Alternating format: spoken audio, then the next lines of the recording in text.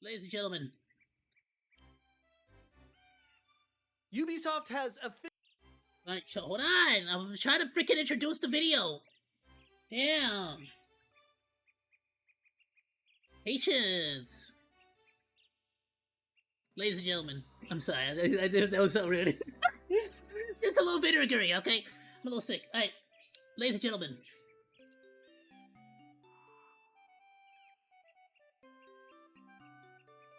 I said that this game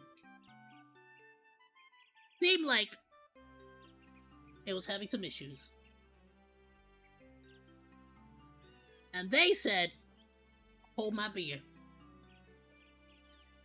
And they freaking went off. This game, Ubisoft, Assassin's Creed Shadows, has been one of, if not the, a prime example of, like, trying to, like,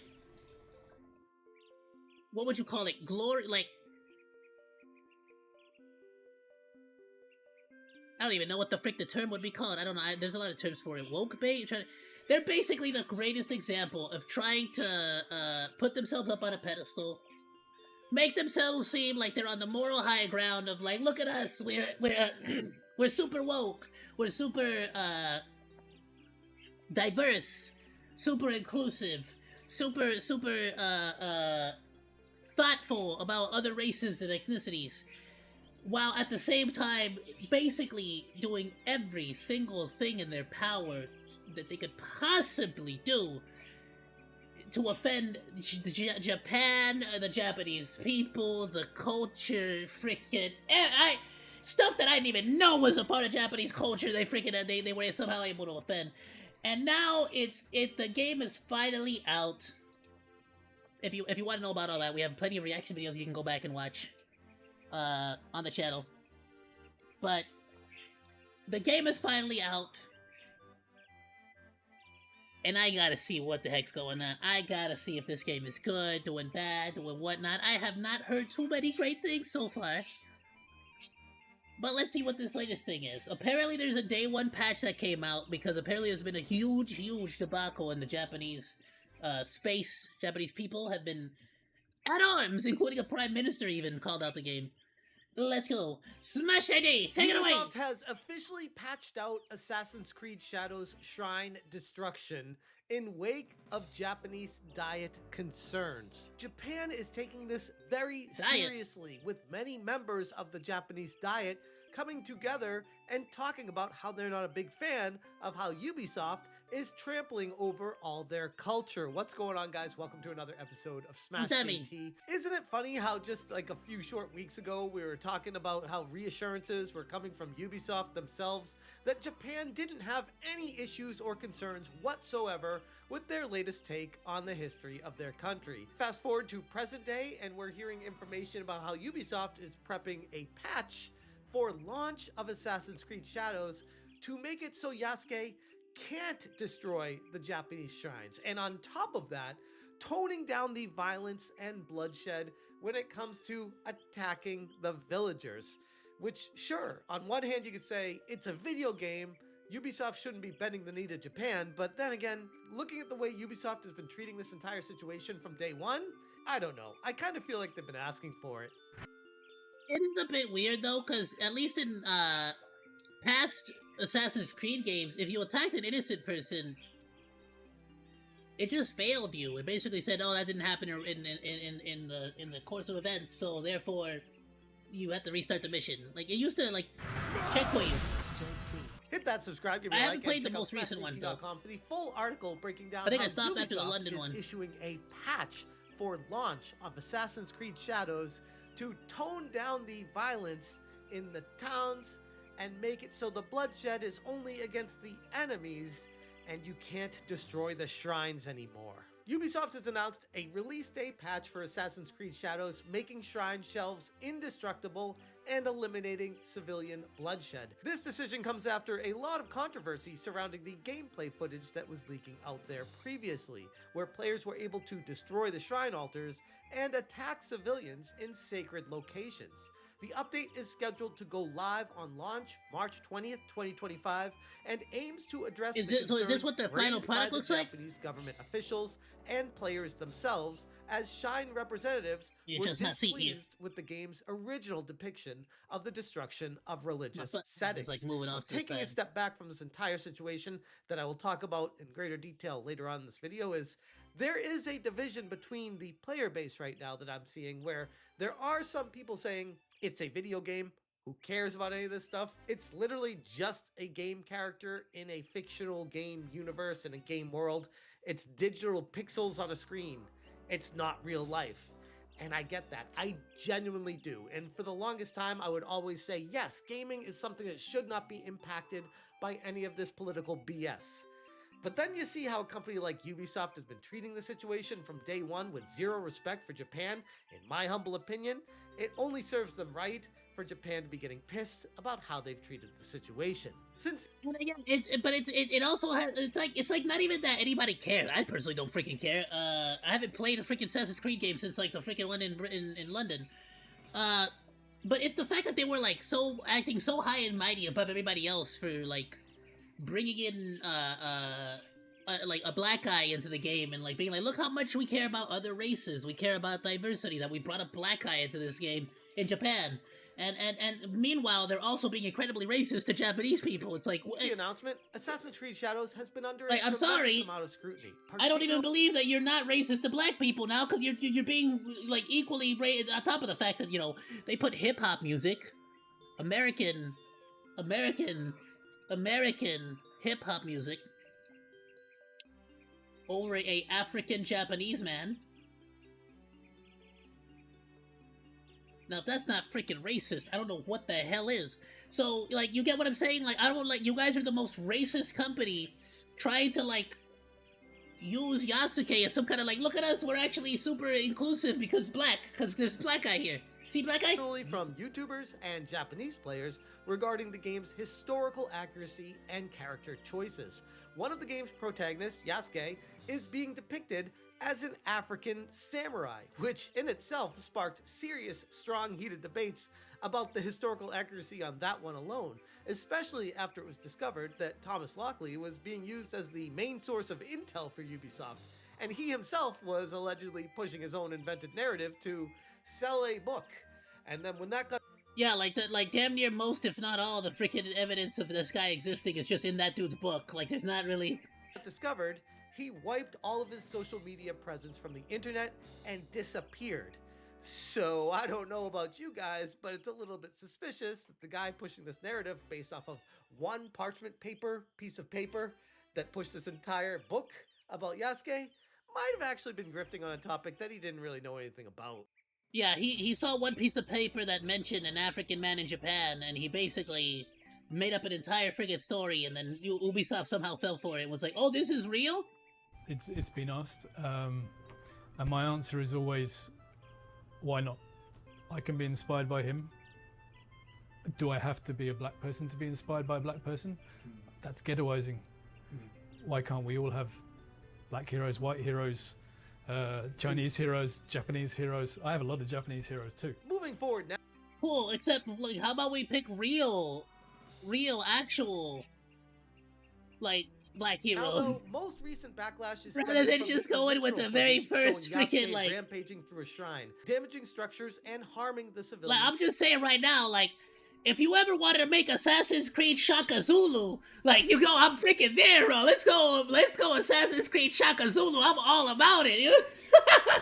I think that would be badass. In the town, something that a samurai would never do, and if they did, would face severe punishments. The game doesn't even take any of that into account, and as a result, social media has. And I don't know jack squat about African like history like that, right? But from the Sosha Shrine in Hamina Province, which the game location is reportedly based on, expressed his severe disapproval of Ubisoft's actions, stating that specifically Ubisoft never contacted them for permission, And I covered this on a previous live stream, and I will link it in this video if you want to watch that in full. It was some fascinating insight on what's actually transpiring behind the scenes in Japan right now that Ubisoft doesn't seem to want anyone to know about. And this comes to us from Automation on Twitter, and they said Ubisoft's patch addresses concerns by implementing two significant changes. One, the shrine objects like tables and shelves will now be indestructible, and this prevents the players from damaging the sacred structures in the game and hopefully avoiding any further scrutiny or frustrations from Japan shrines themselves. And then civilian bloodshed will also be removed. While it's still possible to attack the unarmed NPCs in the town, the blood effects have been disabled in the temple and shrine areas, reducing the visual impact of violent acts in these locations. And honestly, taking a step back from that, I get it. It's one of those things, it's like, well, damn, if Ubisoft just did this from the start, there wouldn't be a problem. But they're so tone deaf and want to push forward their own ideologies that they don't notice that they're imposing on others. These changes tell me that Ubisoft is at least trying to take steps to respect cultural and Isn't that just the whitest thing ever? They really just took Japan's culture, made it their own culture, and then said, here, now you like this one. This is your culture. This is the culture you like. It's like, okay. religious sensitivity. White people try to push their freaking culture on top of us.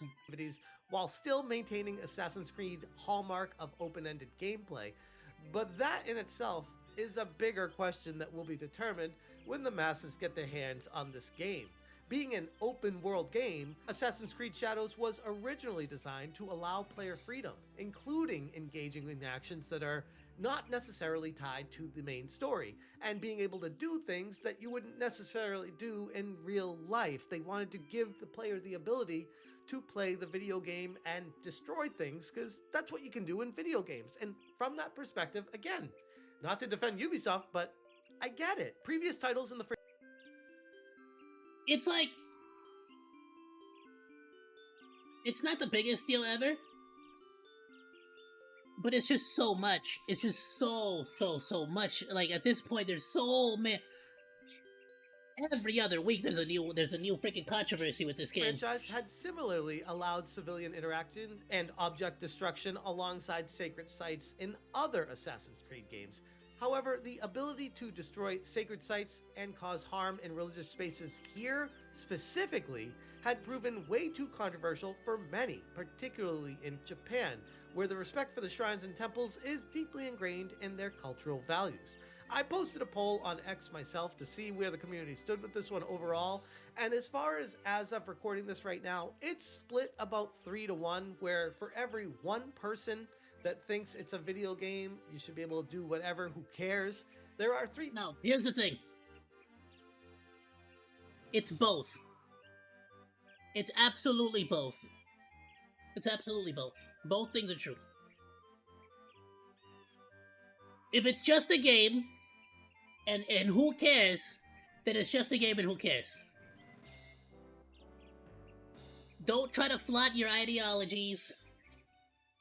Don't try to add all this BS and try to be a moral freaking, like, moral pariah for diverse equity inclusion. While at the same time being a hypocrite and being incredibly racist towards Japan. Or, if you want to be respectful to all cultures and all races and all everything, then just be respectful to all races and all cultures. Like, you gotta pick one. You can't, like, pick the Japanese culture to, like, disrespect and then substitute with, like, black culture that you just want to add because you want to, like, basically use this black person as like, a parade. It's basically white people just trying to be like, look it, we like black, haha. We're also cool with you. We're also cool with black people. It's like, no, this is just a bunch of white people trying to parade black people as some kind of trophy to show that they're not racist. People saying, can we actually not be like that with this game and just respect what Japan wants people to respect? Because this is Japan and we should probably be respectful of the culture that's going to be taking place there. But again, I can see where both sides of this is coming from. And while some people might look at this patch as censorship or a limitation of gameplay, which, believe me, again, I totally get it. It's clear that Ubisoft themselves is at least I see it as Ubisoft trying to put out a fire with gasoline, and they won't stop feeding it. trying to strike a balance between creative freedom and cultural respect. By removing unnecessary elements that could be seen as disrespectful in Japan, the developers are now aiming to ensure that the game can be enjoyed by both international and Japanese audiences. Bro, it's like they're trying to fight a fire with a fire suit made out of made out of matchsticks. Without adding even more controversy to the already very spicy situation that they find themselves in with Assassin's Creed The closer Shadows. you get to the I fire, honestly have not the ever faster seen a you're gonna game burn, that bro. has caused this much controversy from one title. Ever. It's amazing what happens when you inject a game with DEI and telling everyone how the world should be when your own ideology is imposing on others. Funny how that works. Whether this decision is seen as a step in the right direction or an unnecessary compromise will largely depend on player perspectives. While obviously people for the most part understand the importance of cultural respect, the take that games should not be restricted by real-world sensitivities is one to always keep in mind as well. Regardless of any of that though, this patch happening right here highlights a growing importance of cultural considerations in game development, especially as the industry continues to expand into global markets. And I keep going back to Ubisoft as the beginning and problem to all of this. If they handled it properly from the get-go, there would not be an issue right now. But I've seen a lot of infighting in the community because people are saying, oh no, you should have it, it's a game. Oh no, you shouldn't, it's cultural respect for Japan. And if you look at Ubisoft, just saying, hey, if we actually took the time, had the right consultants, and understood the area that we're actually dealing with, we probably wouldn't have done this in the first place. As the industry evolves, I'm gonna be— Yeah, that's the biggest thing too. I feel like if you would have hired one decent consultant, 90% of all these issues would have never occurred.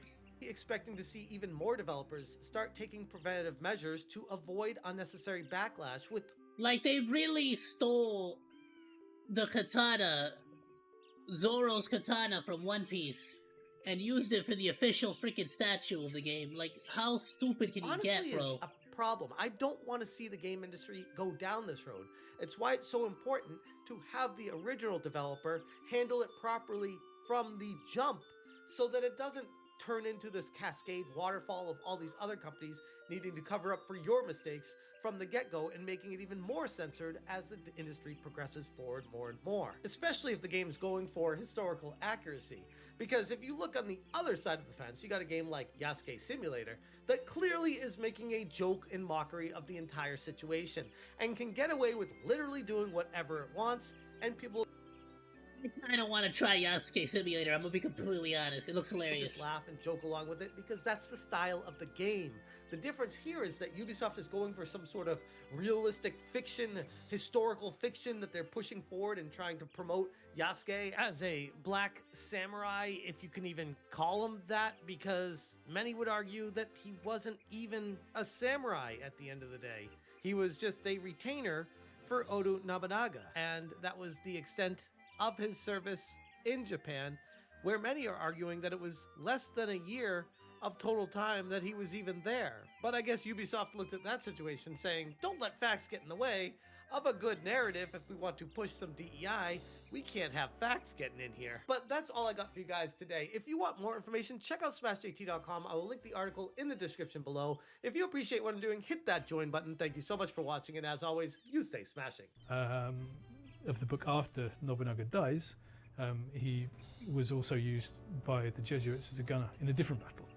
Again, you can read about that in the book. And I remember you said something about the fact that a lot of people, there's a common misconception He actually left the interview in here. Okay, let's take a look. about Yasuke, that he was a slave Yeah. at the time. So do you want to speak on that a little bit? Sure. There's no doubt in my mind that Yasuke was abducted from his home in a slave raid. I love how he specifies it, because he knows he can get into trouble. There's no doubt in my mind. Almost definitely from what is now South Sudan. He was almost definitely a member of the Dinka people, and then he would have been transported through what is modern-day Sudan or Ethiopia to get to the Indian Ocean and then taken to India. However, by the time he comes to Japan, I'm almost definite that he was not a slave. He had won his freedom. He had escaped. Unlikely. I think he'd probably won his freedom. In India at this time, slavery normally meant that when your master died, you were automatically freed. That was what happened. It was the law.